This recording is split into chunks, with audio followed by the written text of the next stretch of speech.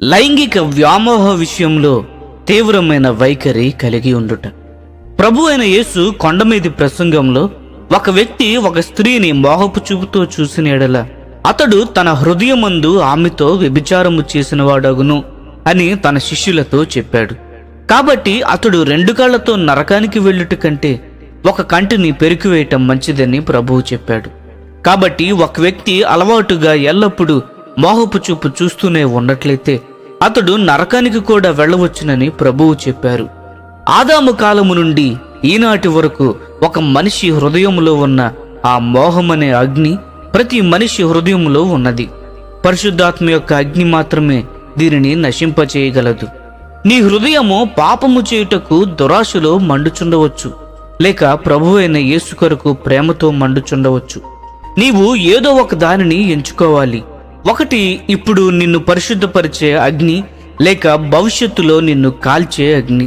మరొక మార్గము లేనేలేదు.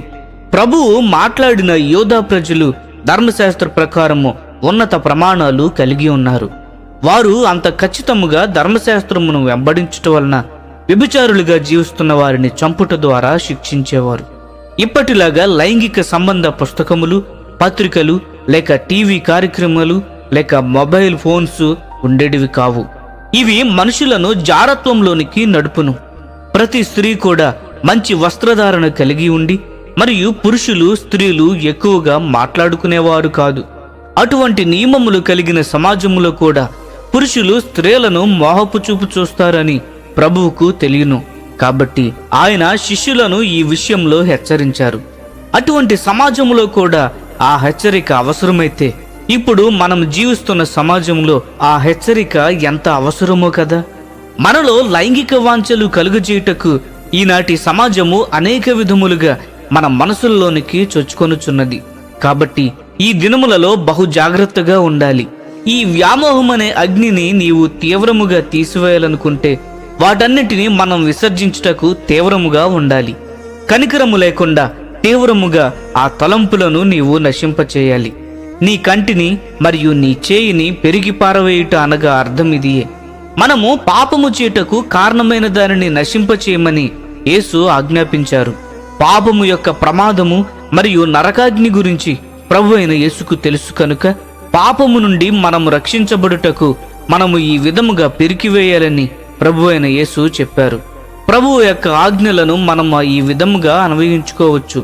టీవీ, మొబైల్ ఒకవేళ నీ మనస్సులో పాపపు విషపు కోరికలను కలుగజేసినట్లయితే వెంటనే దానిని విడిచిపెట్టుము. టీవీలో కానీ మొబైల్లో కానీ నీవు చూసిన నటులను బట్టి నీవు నరకానికి వెళ్ళుట కంటే టీవీలో కానీ మొబైల్లో కానీ ఆ కార్యక్రమాలు చూడకుండా పరలోకము వెళ్ళుట ఎంతో మంచిది. ఏదైనా పత్రికను గాని లేక సంగీతమును గాని నిన్ను పాపము చేయుటకు ప్రేరేపించిన ఎడల నీవు చదవడము, వినడము మానివేయాలి. నీవు పరలోకాన్ని పోగొట్టుకొని నరకానికి నడిపించేటంత విలువైనదేదియో ఈ భూమి మీద మనకు లేదు. నీవు ఈ సందేశమును వినుచుండగా నీవు ఆ చిన్న విషయమును చేస్తూ ఉండడం వలన నరకానికి వెళ్ళవని సాతాను చెబుతాడు. ఒక పత్రికలో ఒక బొమ్మను చూచి నీవు మోహించుచూ ఉండుట కానీ, లేక మొబైల్లో కానీ టీవీలో కానీ నీవు ఎవరినైనా చూస్తూ ఉండటము వ్యభిచారము కాదని సాతాను చెబుతాడు.